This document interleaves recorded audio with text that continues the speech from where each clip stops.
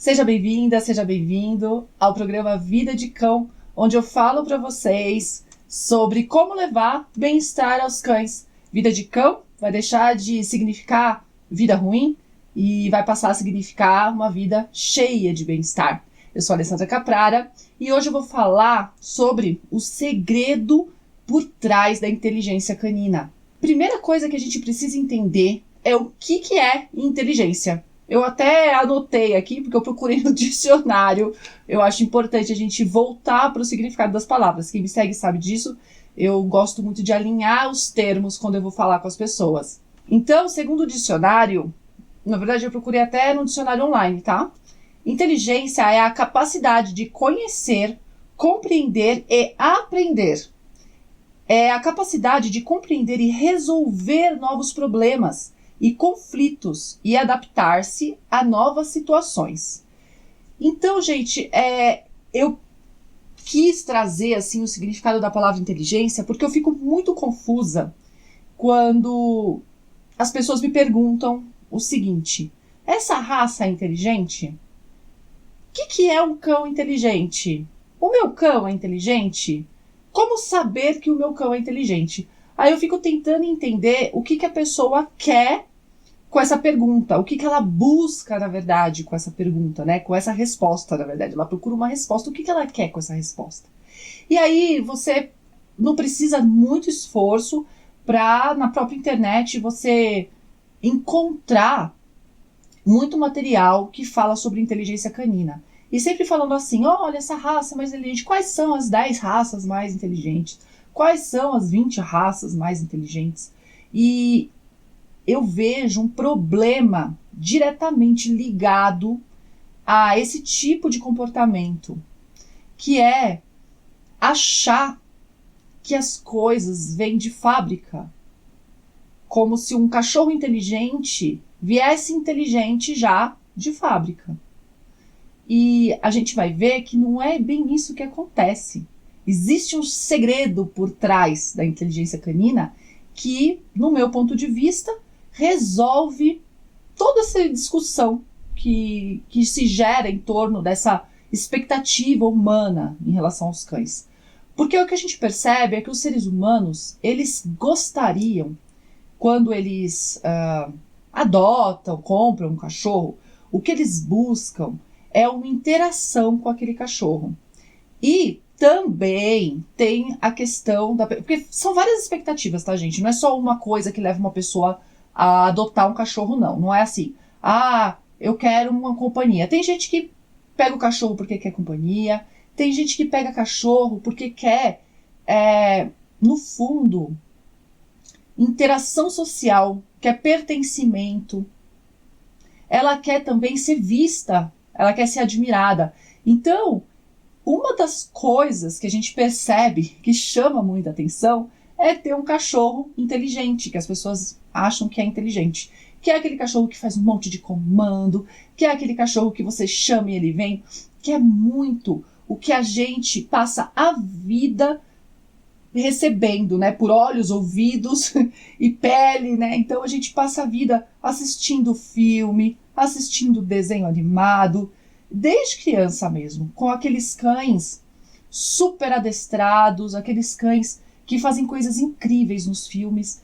E por mais que a gente saiba, uma parte das pessoas não sabe, tá? Mas tem gente que mesmo sabendo, vou falar de mim, mesmo que eu saiba que aquilo é feito, né, que aquilo é montado, que aquele cachorro passou por treinamento, eu mesma já treinei cães para comercial de televisão, para filme, eu sei como é que é, assim, é uma cena, e o cachorro executa um comando que foi treinado previamente.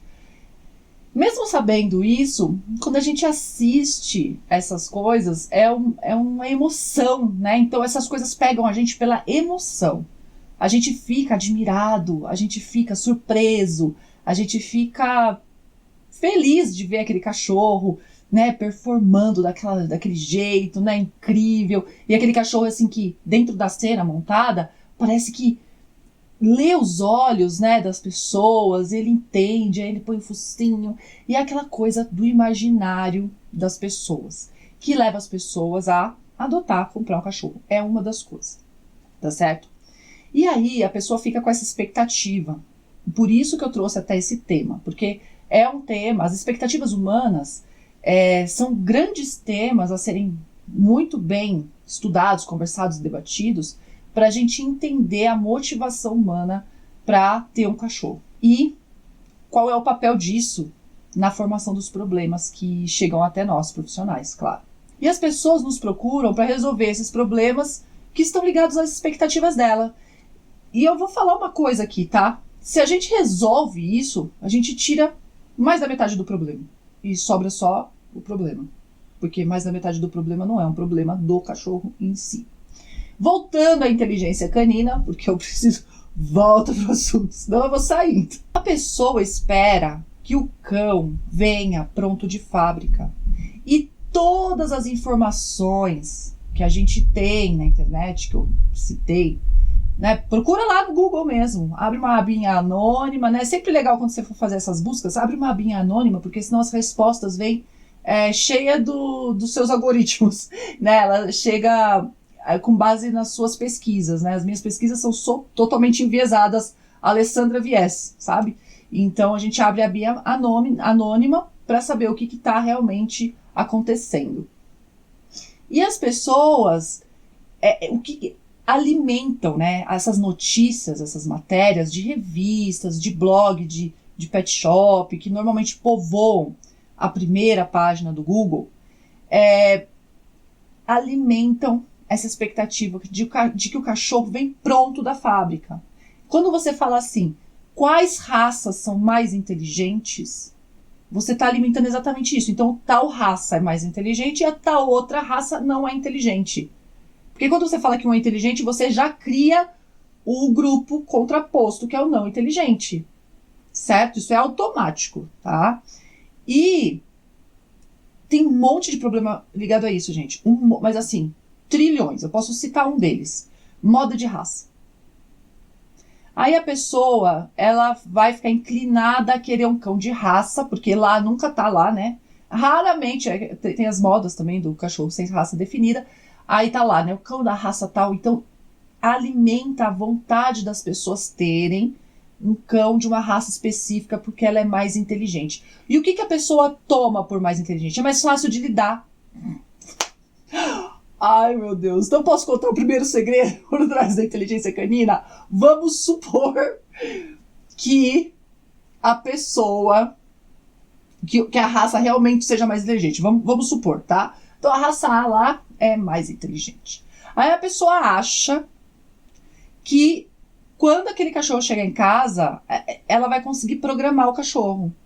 Ah, ele é mais inteligente, então ele vai saber o que eu tô falando se eu falar qualquer coisa. Ele vai entender o que eu falo. Olha, eu vou falar pra você que cachorro inteligente é um cachorro extremamente difícil de lidar. Quanto mais inteligente o cachorro, mais difícil de lidar. Quanto mais problema a pessoa tem com o cachorro, que não é exatamente problema... Bom, a gente, ao longo dos conteúdos que você vai assistindo, você percebe que tem vários tipos. A gente fala tudo problema comportamental, mas nem tudo é problema, tá? Então, o grupo dos problemas comportamentais, que são hábitos inadequados, tá cheio de cachorro inteligente ali. Causando na vida das pessoas. Causando. Né? A gente não vai entrar... O que não entra nesse grupo? Os traumas.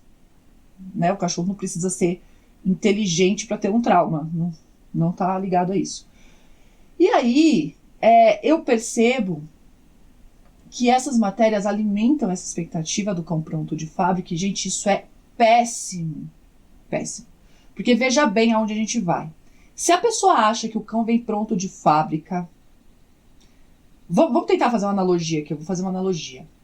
Você fica sabendo que um celular específico de uma marca... ele vem com um atributo de perfeição, sei lá, de busca por voz que ele não erra. Tem um programa lá que não erra nenhum. Você pode fazer tudo por voz e não tem erro, porque a gente não sabe que, né?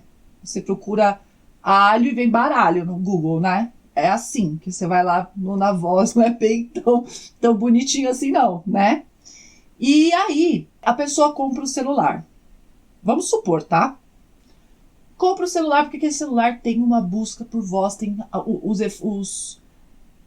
as funções de voz são incríveis. Ela compra um e não dá certo. Aí ela liga na empresa, né? Porque são especialistas, o cara fabricou, ele que manja. A pessoa fala assim, mas é defeito isso, né? Só que já passou da garantia, a gente não pode devolver. Já passou da garantia, acabou. Então, é isso, é defeito nesse aparelho. Aí o que a pessoa faz? Ai, caramba, é defeito no meu aparelho. Eu vou comprar outro aparelho. Aí ela compra outro aparelho. E acontece a mesma coisa.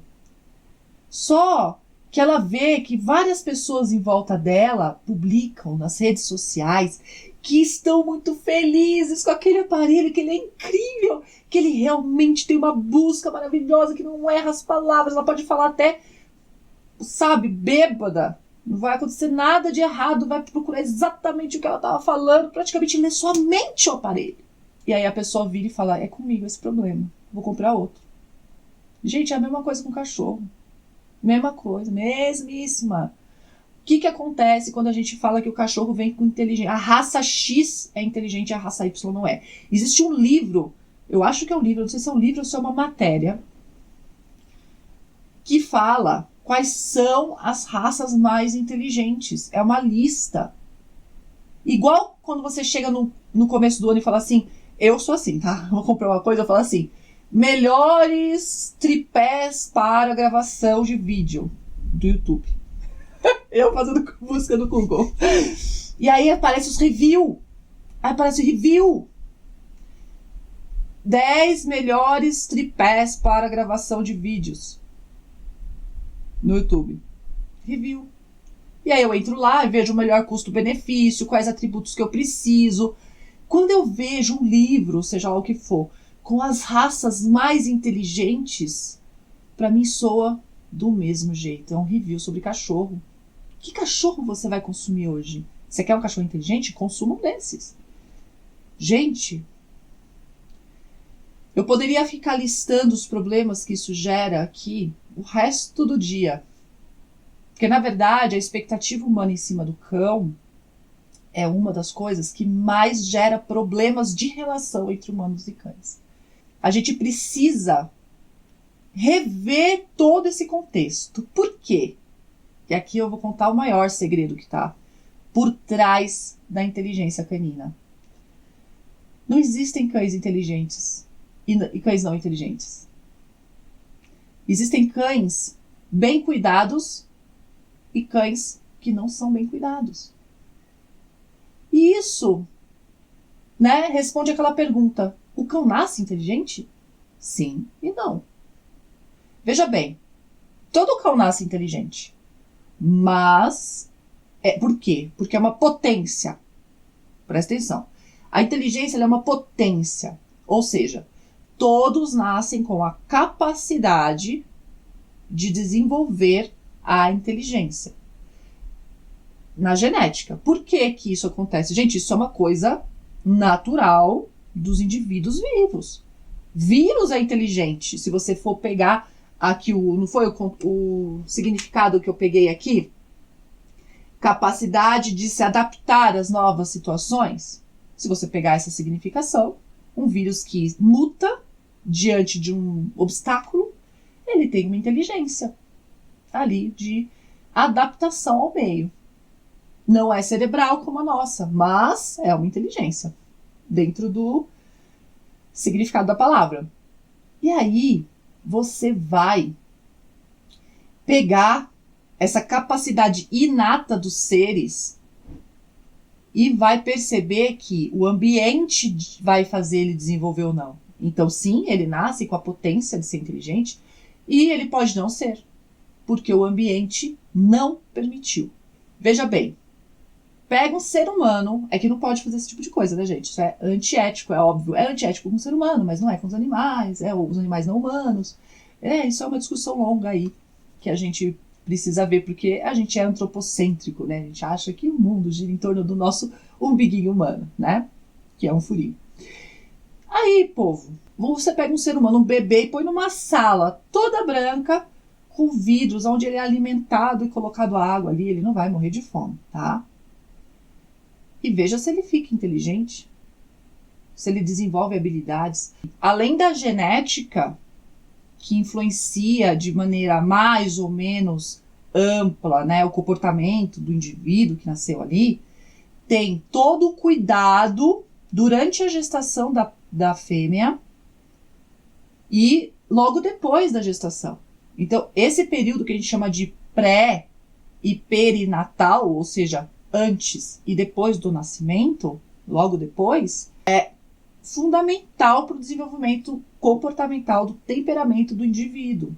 O indivíduo não é nenhum livro em branco, mas não é um livro que vem pronto, entende? É o meio da coisa. É a interação entre o que vem e o que acontece. E isso é muito amplo, gente. Não é só assim, ah, tá, então quer dizer, eu sou branca, mas se eu tomo sol eu fico morena. Não, não é só isso.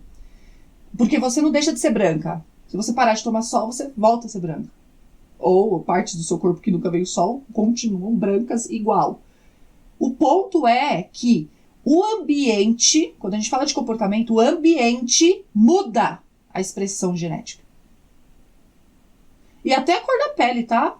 Tem uma teoria aí que, no fim, todos nós viemos da África e ficamos brancos porque a melanina, ela impede a absorção de uma quantidade X de sol lá, que é necessário para produzir nossas vitaminas dependentes de sol. E aí, como migramos para o norte, onde não tem sol, a gente precisou perder a melanina, a produção de melanina, diminuir, para voltar a ter capacidade de produzir, de absorver os raios solares para conseguir realmente produzir a vitamina D, né? Vitamina D, que é dependente do sol. Então, isso chama, né, essa influência que você tem de fora, que influencia a expressão dos seus genes, porque a gente tem todos os genes lá, tá? Genética. Não sei se você lembra, se você estudou genética, se você é veterinário, se você é tutor, mas eu vou tentar explicar. Tem todos os genes lá dentro das nossas células, certo? Não são todos os genes que se expressam, gente. São alguns genes que se expressam, porque todas as nossas células têm todos os genes, veja bem. A minha célula da pele, ela tem os mesmos genes que a célula do meu intestino. Mas no intestino expressa intestino. A célula vai ser intestinal e não de pele. É diferente. Que são os mesmos genes que estão nas minhas células cerebrais. Mas a expressão é outra. Por quê? É cérebro, aqui é pele. Então a célula, ela expressa os genes XYZ lá, de acordo com sua função.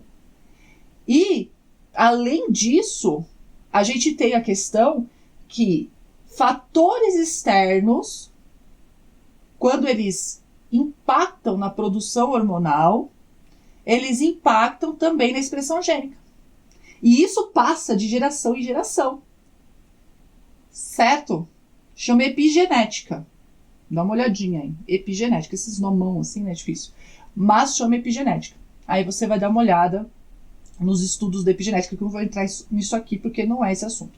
Aqui eu tô tentando explicar que é o seguinte. A inteligência, ela sofre a influência do meio ambiente também, inclusive podendo ser passada geneticamente. Então, um grupo de cães que foi pouco estimulado, ele vai ser menos capaz de se adaptar, compreender, resolver novos problemas, aprender, conhecer que cães que passaram a vida sendo estimulados. E isso assim, gente, por extrapolação, obviamente, não sei, acho que não vi nenhum trabalho sendo feito com cães especificamente, mas com ratos, tem um monte de trabalho feito com rato, tá? Que prova que o ambiente é capaz, inclusive, de aumentar o peso do cérebro do animal. Dependendo da estimulação que você apresenta para aquele bicho, aumenta o peso do cérebro. Reduz peso corporal, obviamente, né? Porque tem atividade, o bicho vai diminuir o peso, né? Do que não ter nada para fazer. E, inclusive, altera a função cerebral, função hormonal. O ambiente é capaz de mexer desde a molécula. Porque, como os fatores externos impactam nos genes, na transcrição genética, na expressão genética, muda a produção de proteína, aí muda as enzimas, muda os hormônios, produção de hormônio, muda tudo, as funções, o metabolismo altera. E isso é possível passar de pais para filhos. Isso também foi comprovado que ninhadas, né, dependendo da estimulação que tinha ali no ambiente, a ninhada daqueles indivíduos que foram estimulados ou não diferiram em termos cognitivos, lá, motores e tal, né? Então isso tudo tem comprovação científica. E o que a gente fala, né? Qual é o nome que a gente dá quando a gente manipula ali aquele ambiente no sentido de deixar ele mais estimulante? A gente chama isso de enriquecimento ambiental. Só que aí, o que eu percebo? Na verdade, se você pega, assim, pessoas que trabalham com animal silvestre, isso é uma coisa muito falada, porque o pessoal vê a coisa do zoológico, né? Isso foi muito implementado em zoológico, porque os animais de zoológico, gente, eles antes, quer dizer, não tão antes assim, e assim, hoje em dia ainda tem muita porcaria por aí, tá? Muito zoológico que não dá. Mas antes, muito mais antes, era praticamente um animal dentro de uma gaiola. Pequena, exposto, tipo um produto na prateleira. E aí foi sendo visto que esses animais se automutilavam, ficavam andando para lá e para cá, ficavam com comportamentos que não eram o comportamento do animal na natureza. Então, e principalmente quando o animal era social e estava sozinho, mesmo que não fosse social. Porque por mais você fala assim, esse animal não é social, por exemplo, os felinos, né? São animais que vivem solitário, eles não são de grupo, mas eles têm interação social, interespecífica. Um felino, ele encontra a presa dele, é uma interação social interespecífica. Mas é a presa, lógico, mas ele tem que caçar, ele tem que sentir o cheiro. Ele tem interação social na época da reprodução. Então, nem animais que são tidos como não sociais, que também isso é um termo, né, que não são de grupos intraespecíficos, não são de grupos que formam entre as mesmas espécies, eles têm interação social. Então, quando você pega um animal, seja lá qual for, tipo beta, né, você pega o peixinho beta, é um animal que vive sozinho, ele não é gregário, igual os outros peixinhos de cardume. Aí põe ele, num quadradinho de vidro, sozinho. O bicho deprime e morre. Gente, sério. Isso não se faz. Mas você põe no aquário e eles brigam. Ué? Porque o aquário tá muito pequeno para ele. Não é que ele não convive com outros peixes. É que você tá tentando pegar o peixe que tem uma necessidade de espaço X e pôr num espaço X menos 200 milhões. E aí fica difícil, né?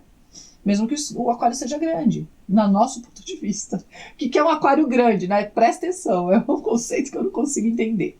Mas, voltando pro cachorro, entendeu o ponto? Então, no zoológico, na verdade não era do cachorro que eu tava falando, eu tava falando do zoológico. O que começou a fazer? Começaram a estimular esses animais. Na verdade, tudo isso começou no laboratório, tá? Porque teve um cientista que ele trabalhava no biotério, biotério é o lugar onde guarda os animais de laboratório, ratos, agora eu não lembro se eram ratos ou camundongos. E ele pegou esses ratos, camundongos XYZ, e passou a cuidar deles na casa dele. Ele levou um grupo para casa dele lá e deixou eles livres lá interagindo. E ele percebeu que houve uma diferença gritante do comportamento dos ratos que estavam na casa dele e os do laboratório, óbvio, né?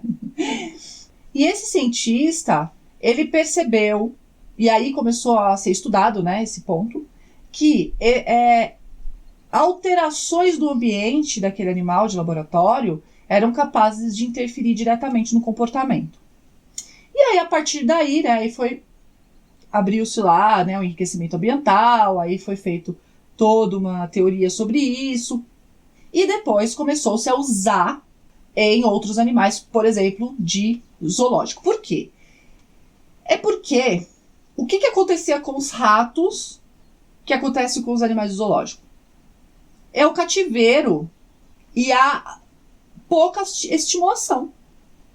Foi visto que é igual. E os dois estão em cativeiro. que é um espaço reduzido em relação ao espaço natural. Então, o que acontece? Eu vejo muita gente falar assim, né? Ah, dá brinquedo pro cachorro, tal. Mas só que ninguém para pensar que cachorro é animal de cativeiro. Se a gente para pensar cachorro é animal de cativeiro, fica muito simples para daí, a partir daí, a gente perceber que a gente precisa oferecer um ambiente mais rico em estímulos para eles. Porque quando você alinha um conceito, você passa a procurar soluções que deu certo para um e que também vai dar certo para outro. Então, cachorro é animal de cativeiro. O que é o animal de cativeiro? É o animal que está num espaço reduzido e com baixa estimulação em relação à sua vida natural. Aí o que acontece? A pessoa vira e fala assim, aí tem os teóricos, né? Ah, mas cachorro não é mais animal selvagem. Não, não é mais animal selvagem. Isso quer dizer que ele não tem uma necessidade de espaço e de estimulação? Não quer dizer. Aí a pessoa fala, mas o cachorro foi criado pelos humanos, então ele fica muito próximo de comportamento, assim, né? O espaço social que divide, fica tudo muito próximo, aprende muito com o ser humano, mas esquece que o ser humano não fica dentro de casa 24 horas todo o tempo. E quando fica, não tá normal, não. A galera tá enlouquecendo na pandemia por causa do confinamento. Um ótimo momento, sem romantizar a pandemia aqui, que eu não romantizo nada, mas é um ótimo momento para se pôr na pele de todos aqueles indivíduos, não só os cães, tá? Que ficam em cativeiro a vida inteira. Porque hoje eu posso dizer que uma parte dos seres humanos está em cativeiro. E semi-cativeiro, né? Porque na realidade vai ao mercado. Então teve uma diminuição de estimulação, uma diminuição de contato social. Não foi zerado. E se você pegar alguns cães, ou alguns animais que seja, é zerado. O ambiente dele não varia nada. Fora a falta de autonomia, tá, gente? Que a falta de autonomia incide diretamente. Porque assim, mesmo que você fale, eu não aguento mais, eu tô enlouquecendo aqui nessa pandemia, mas você ainda assim pode virar e jogar tudo pro alto e falar, dane-se essa pandemia e sair. É claro que tem as consequências, né? Porque tem o lance lá do quero, posso, devo, óbvio. Quando a pessoa não pode, é tudo muito pior. Ou quando o indivíduo não pode. Nossa, mas eu já estou entrando em outro assunto, né? São muitos assuntos, enfim. Vamos voltar para o enriquecimento ambiental e para o cativeiro do cachorro. Então, o cachorro é um animal de cativeiro, fim da conversa. E aí, quando você fica presente para essa informação, você fala, uau, o enriquecimento ambiental vai resolver um dos problemas dos cachorros. Ou algum tipo de problema. É muito importante o enriquecimento ambiental para o cachorro. E não é dar brinquedo. É diferente. Porque aí você vai pegar estudos que são feitos, né? Pesquisas de mercado, e as pessoas consideram o brinquedo um artigo supérfluo para o cachorro. Veja bem. Gente, não é supérfluo. Brinquedo e petisco são itens de bem-estar. E não estão no bem-estar. Sabe por que não estão no bem-estar? Você consegue entender por que petisco e brinquedo não estão no bem-estar? Porque para cachorro se desconecta tudo e fala assim, bem-estar é ir pro veterinário, não tô falando que não é, tá? Eu tô falando que não é só isso. Ir pro veterinário, tomar vacina, tomar banho e comer comida boa. Que aí o conceito de comida boa também é totalmente aprendido de uma forma XYZ lá, tá? Não tô aqui, nem vou falar sobre isso. Vou falar isso em outro vídeo. Então, a gente já tem aqui o fato de que o enriquecimento ambiental cientificamente comprovado aumenta a atividade cerebral, melhora funções corporais, melhora a saúde, aumenta a capacidade cognitiva, motora, diminui o peso. Então, assim, é uma lista tão grande de benefícios que a gente fica até perdido aí no fio.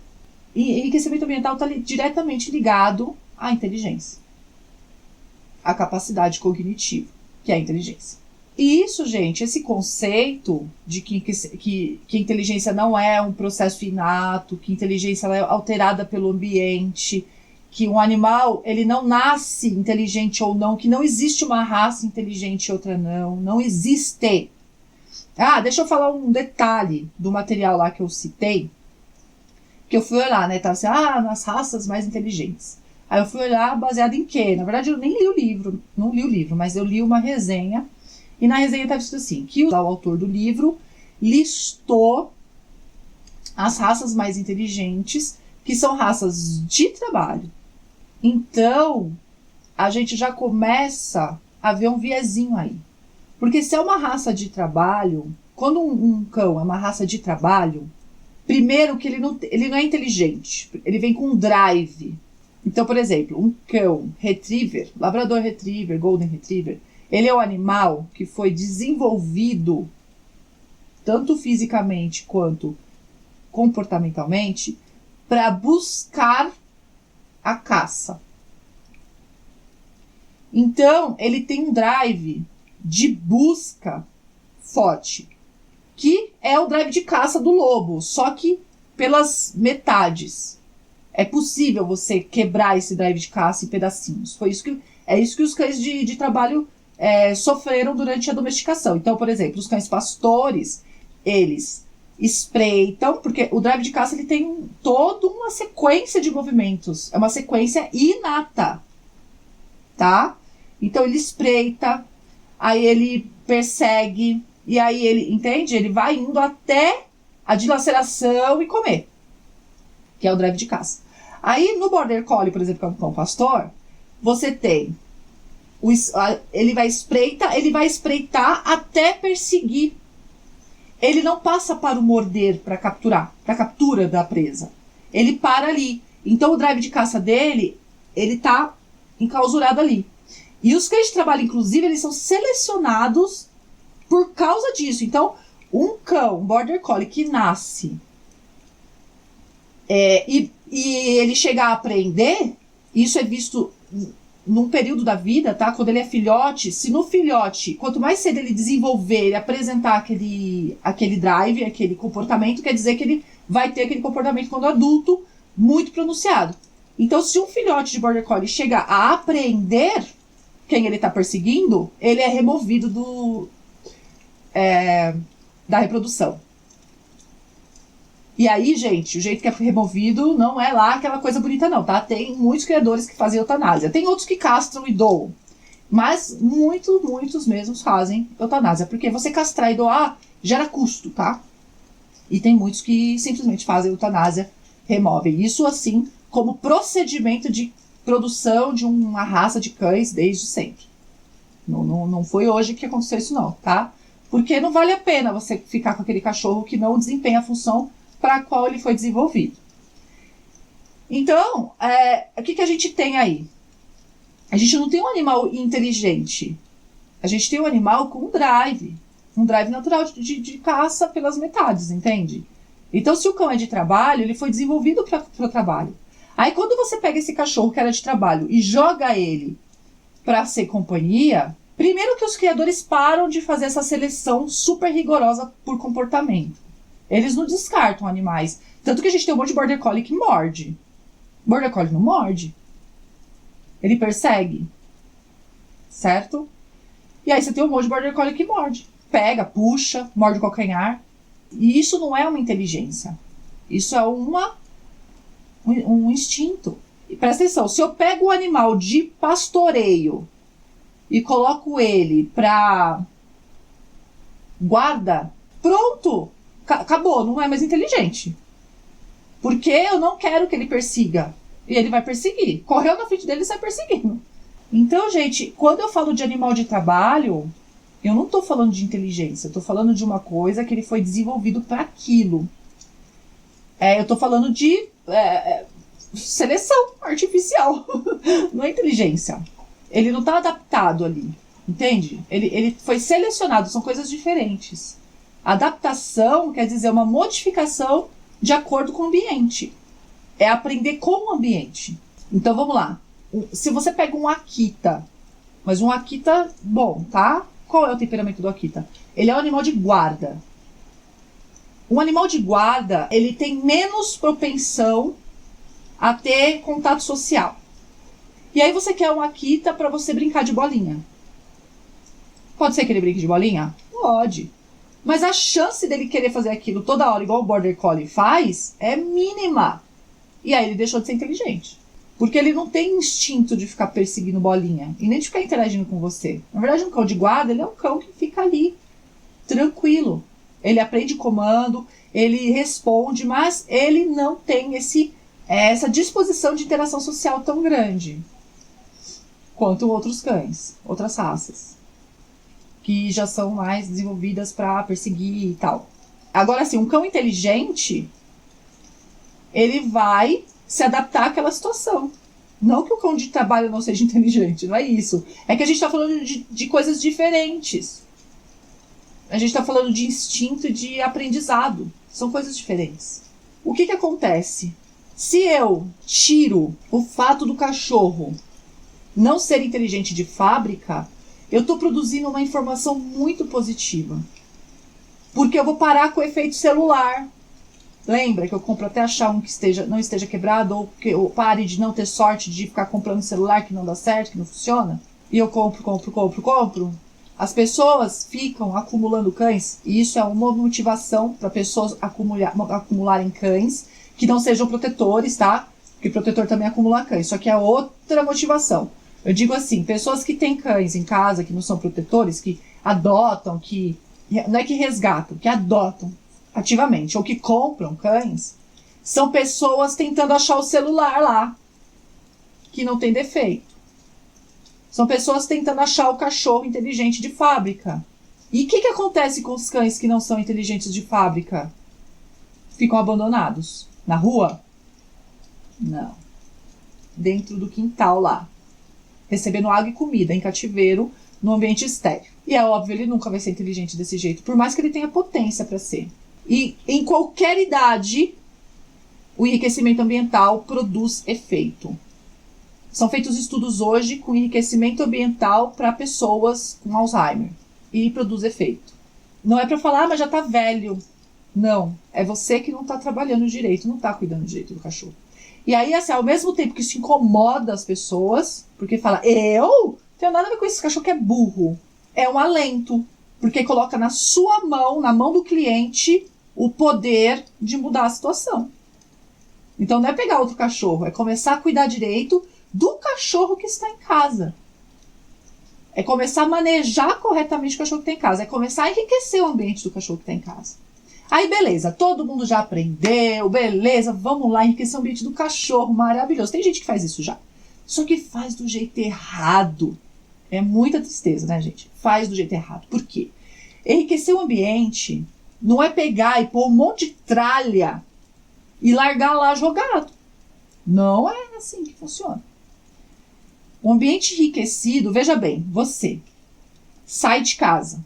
Todo dia que você sai de casa tá igual? Por mais que você pegue sempre o mesmo ônibus ou dirija sempre pelo mesmo caminho, todos os estímulos são iguais, os cheiros, os estímulos visuais, as músicas, mesmo que você coloque na mesma rádio, todo dia passa a mesma música no mesmo horário, você come todo dia a mesma coisa, todo dia que você vai comer no restaurante são as mesmas pessoas que sentam em volta de você? Vocês falam as mesmas coisas?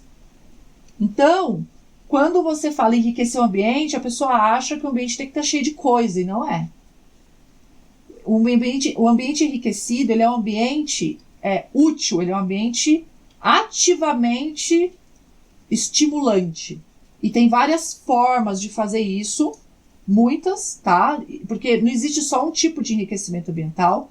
O que é um enriquecimento ambiental? É você oferecer, tem vários tipos. Então, assim, você pode enriquecer o ambiente oferecendo um espaço maior do que o animal está acostumado a viver. Então, no caso de animal de laboratório, é um recinto maior do que uma gaiolinha. No caso do zoológico, a mesma coisa, é um recinto maior do que aquela jaula.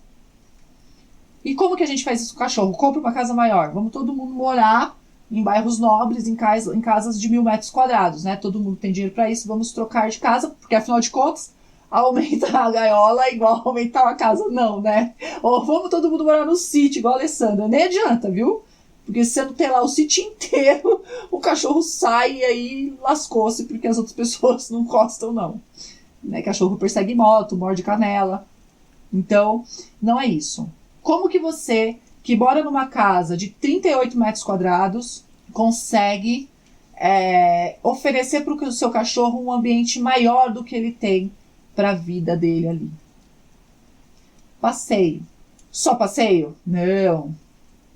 Passeio para todos os lugares, não só de coleira, passeio para lugares que ele pode ficar solto, sem risco, passeio para parques solto dentro de um recinto maior do que sua casa, parque que tem cachorro, sabe aqueles parques que tem, não é todo lugar que tem isso, tá, gente, eu sei disso, mas tem lugares, se não tem na sua cidade, pede aí pro poder público construir uma área para cães, fechada, porque aí isso também diminui o estímulo da pessoa deixar o cachorro deambular sozinho, o cachorro passear sozinho na rua solto, que não é para fazer isso. Então, é passeio de guia, ir para lugares variados, não é só porque aí a pessoa pega o cachorro, põe na guia e ele faz o mesmo trajeto todo santo dia, para no mesmo lugar e volta. Por mais que varie ao redor, a variação é pequena, porque o tato é o mesmo, normalmente visualmente é a mesma coisa, porque aí pega e vai passear à noite, que não tem ninguém na rua. É claro, gente, que a gente precisa se adaptar ao cachorro também. Tem cachorro que late, tem cachorro que rosna, tem cachorro que tem medo. Mas o ideal é que se resolva esses problemas de trauma, tem jeito de resolver, ou diminuir, né? Resolver, assim, zerar. Então, o cachorro apavorado nunca vai ficar um cachorro que não tem pavor nenhum, né? Nem 8, nem 80. Mas dá para reduzir a reatividade, dá para reduzir a sensibilidade. E isso é um trabalho. É consertar o que foi feito errado lá, né? O melhor jeito, eu acho, de não acontecer isso é realmente dar o tratamento correto em toda a linha, né? Em todo o processo, em todo o desenvolvimento do cachorro. Desde a barriga da mãe. Isso é o correto. Mas a gente lida com a realidade e na realidade tem como reduzir esses problemas. Você não vai pegar, a Alessandra falou para passear com o cachorro em horas estimulantes. Aí pega o cachorro apavorado, sai arrastando ele na rua porque tem que passear. O cachorro querendo voltar para casa porque tem medo. Não. Primeiro vamos ver o medo. Depois, sabe, tem que ser prazeroso, né? Não é para torturar. Não é uma sessão tortura, é uma sessão de enriquecimento. Beleza. Passear, então dá um acesso a locais maiores para viver do que o cachorro tem acesso, tá? Alessandra, mas meu quintal tem 1.000 metros quadrados, a minha casa é gigante, não interessa, nada substitui passeio, nada. Por quê? Por mais que seu quintal seja de 1.000 metros quadrados, ele é estéreo do ponto de vista sensorial, que a gente vai falar já, né? Que eu tô lendo aqui para não perder nenhum ponto, tá? Então, e também dá mais condições de interações sociais complexas. Aí vira e fala assim, legal, eu vou adotar mais 60 cachorros, então aí fica uma população gigante, muito complexo, né? Não é isso. Porque existe interação social e existe superpopulação. Não estou falando de superpopulação. Eu estou falando do equilíbrio, o que é viável ali, para o espaço que se tem. E outra, cães em grupo artificial não é solução para enriquecimento. Porque se a pessoa não sabe selecionar o cachorro correto para colocar com aquele outro que já está lá, é pior do que a emenda. Não é assim que fala. A emenda é pior que o sorvete. É pior. Não é para fazer isso. Aí a pessoa vem e fala assim, meu cachorrinho idoso tá tão tristinho, sozinho, compra um filhote para pôr junto. É o inferno da vida do idoso. O idoso não tem mais paz, não consegue descansar. Não é para fazer isso. Eu não estou falando que interação social quer dizer que resolver o problema é pegar outro cachorro. Não. Como que a gente faz interação social complexa? Passear. Parque. Leva ao shopping. Leva no restaurante. Alessandra, meu cachorro é maluco, ele não vai para esses lugares. Resolva. Solução tem. Primeiro ele tem que ficar sociável. E depois ele vai socializar. É a mesma coisa, o cachorro tem medo, tem que primeiro tratar o medo. Não é uma sessão tortura, é para ter prazer, certo? Outro ponto. Objetos estimulatórios, ou seja, brinquedo. E jogo. Porque tem jogo para cachorro, tá? Então, brinquedo de vários formatos, vários materiais, vários tamanhos. A cor não importa muito, tá, gente? Ele enxerga as paletas de cores diferentes da nossa. Não é esse o assunto, nem vou entrar aqui. Mas a cor... Não adianta você ficar comprando um monte de brinquedo colorido, porque algumas cores para os cães são todas iguais. Mas o formato, o tato, né, que é o material, o tipo de material e o tamanho, é muito legal variar. Mesmo que seja um cachorro pequeno. Alessandra, o cachorro é mini, eu vou comprar um brinquedão? Pode ser um brinquedão, só que leve. Ele pode sair arrastando. A sensação das coisas que vai portar. A sensação do animal arrastar um objeto é diferente de ele catar na boca e carregar. Aí vira e fala assim, Alessandra, tá bom, comprei uma caixa de brinquedos, joguei tudo lá, meu cachorro não brinca. É porque não é assim que maneja. Como eu disse, enriquecer o ambiente não é jogar um monte de objeto lá. Precisa saber trabalhar com os objetos. E cães, existem estudos que comprovam que cães preferem interagir com seres humanos do que com outros cães. Ele foi desenvolvido para isso. Um dos motivos é porque ele é tirado muito precocemente da ninhada, que gera muitos traumas, isso não é positivo, e colocado com o ser humano. Então ele cria apego com o ser humano. Não é saudável, tá, gente? Tem um jeito certo de manejar o filhote também, que não é esse. Mas do jeito que é feito, cria um apego, um laço muito grande com o ser humano. E ele prefere... Tem gente que fala assim, né? Meu cachorro é mais humano que cachorro. Ele odeia cachorro. Sim, porque primeiro não foi sociabilizado com cachorro, segundo criou apego com o ser humano.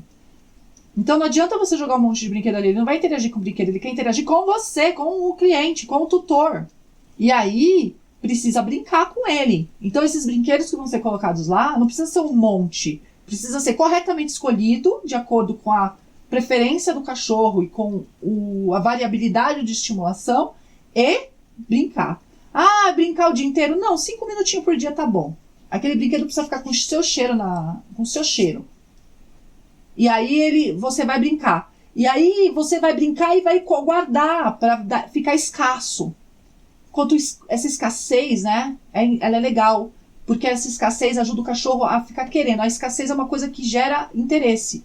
As pessoas costumam não se importar, não só as pessoas, tá? Com coisas abundantes. Elas querem o que é escasso.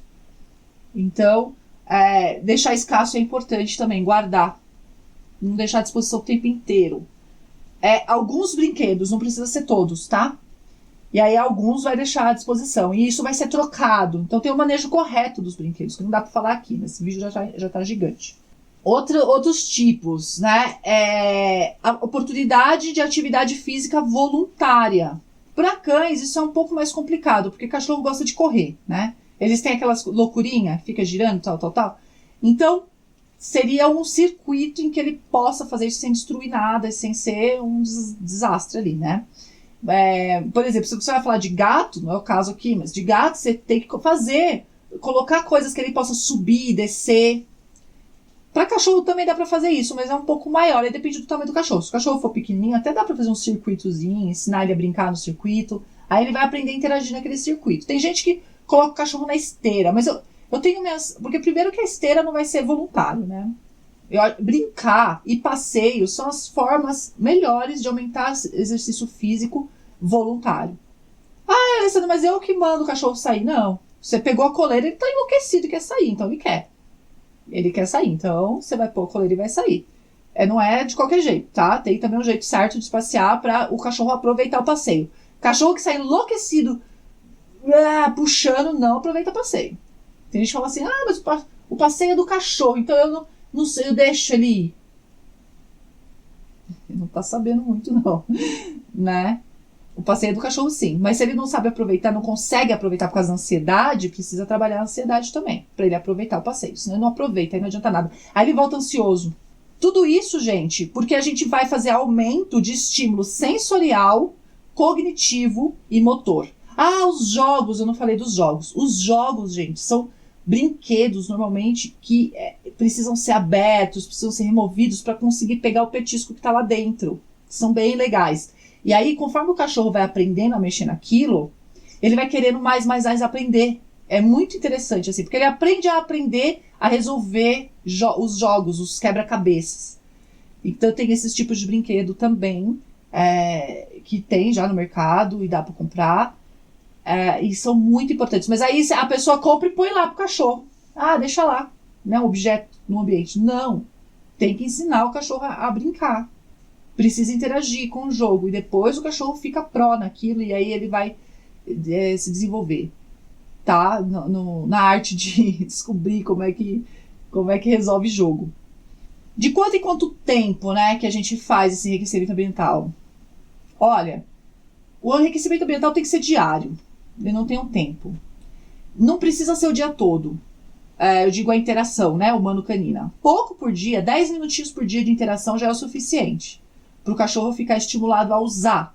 E Eu gosto de um manejo de brinquedos semanal. Então, semanalmente troca aqueles brinquedos. Faz 2, 3 grupos de brinquedos que tenham, né, tenha uma variabilidade e vai trocando isso. Então, numa troca semanal, numa interação diária e que fique à vontade ali também. O passeio é diário também.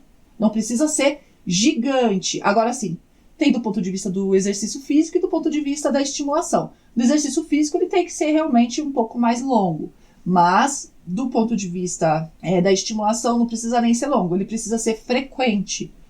Se, por exemplo, é melhor você fazer 2, 3 vezes por dia do que fazer uma vez de 1 hora do ponto de vista da estimulação. Deu para entender? Porque a gente está trabalhando coisas diferentes aí. E aí tem até um caso, né, que eu queria contar para vocês. Não vou nem falar o nome do cachorro, nada, porque eu não pedi a autorização da cliente para falar, mas eu vou contar o caso, só as partes que me interessam aqui em relação ao enriquecimento. O cachorro agressivo, perigoso mesmo, apesar de ser pequeno, mas ele ataca, tem criança na casa, um risco assim, e a gente começou o trabalho da agressividade para tirar a agressividade.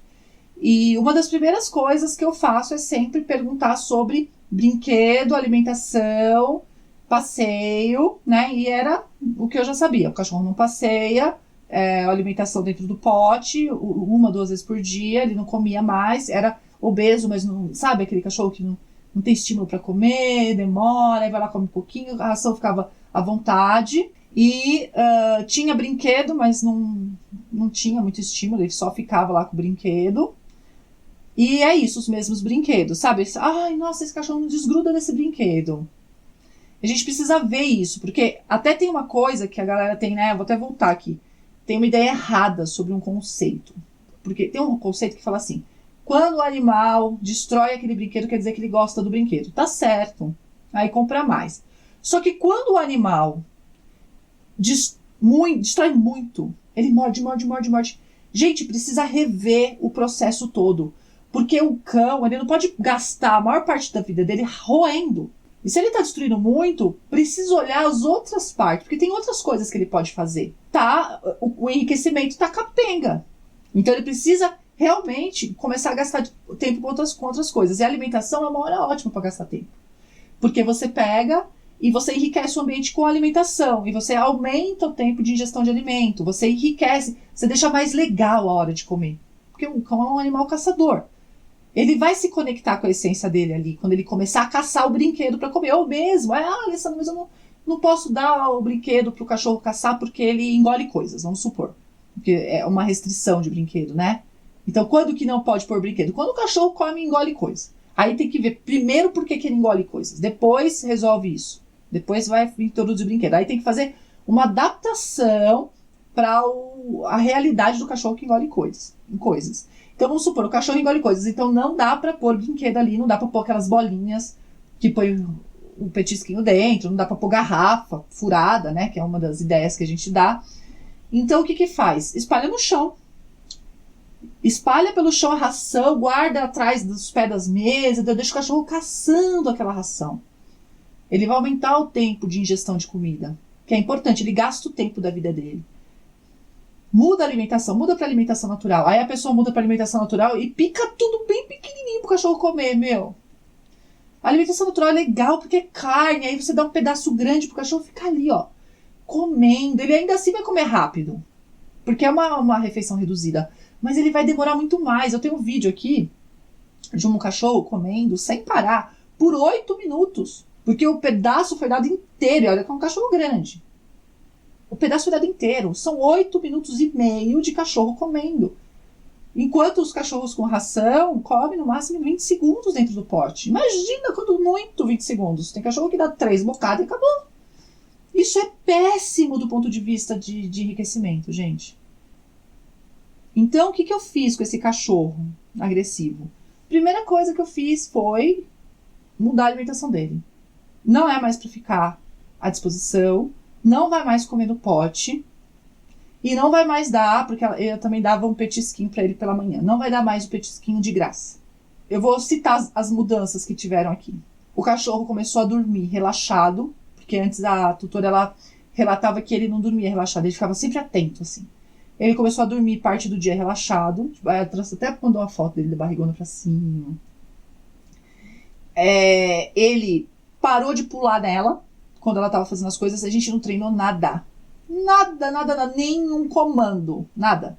Parou de pular dela na hora que ela tava cozinhando. E diminuiu um pouco era o comportamento que ele tinha de cuidado. Né? Então ficar sempre alerta pra ninguém se aproximar dela. Diminuiu bastante. E assim a gente promoveu uma mudança tão pequena para conseguir aumento real no bem-estar desse cachorro. Sem um comando. Nada. Tá? Ah, quer dizer que não é para fazer comando? Não é isso. É que eu tô dizendo que mudanças pequenas na atividade do cachorro, no manejo, promovem realmente alterações no bem-estar. Aumenta o bem-estar. Aí, dependendo da porcaria que se faz, pode diminuir o bem-estar também. Obviamente, né? Os erros diminuem o bem-estar. Não é porque alterou que vai aumentar o bem-estar. Tem que alterar certo. Tá bom? Deixa eu ver aqui se falta alguma coisa. Bom, espero que tenha ficado claro, né? A ligação, o segredo por trás da inteligência canina. Que, na verdade, a inteligência canina é uma coisa que a gente constrói e que a gente pode melhorar ao longo do tempo e das ninhadas, das gerações, e não uma coisa que o cachorro traz de fábrica. Isso tem que ficar muito claro e falar constantemente, porque as pessoas podem até saber, mas sabe, é da lista de obviedades que eu falo. Eu adoro falar as obviedades, que a pessoa fala, já sei disso, mas não faz nada em relação a isso, né? A coisa é óbvia. Por exemplo, uma coisa óbvia, que eu sempre falo, cão é outra espécie. Mas insiste em ficar comparando o cão com o ser humano. Tratando o cão igual ao ser humano. Fazendo extrapolações de ser humano para cão. O que adianta saber que cão é outra espécie? Nada. Então, essa é óbvio, mas não faz nada. Então, são as obviedades inúteis, né? O que você faz com essa informação? Tem que pôr em prática. Então, é isso aí. A inteligência não é inata. Não é somente inata, é uma potência, e o ser humano precisa pegar essa responsabilidade para si e desenvolver a inteligência no cachorro. E aí, todo cachorro tem potência de ser inteligente. E a gente acabou com aquele problema que a pessoa fica aí tentando achar o cão inteligente para ela, porque tadinha, não tem sorte, né? Não acho o cão inteligente, ou não tem dinheiro para comprar um. Tá certo? Era isso que eu queria falar por enquanto, e a gente se vê no próximo. Tchau, tchau.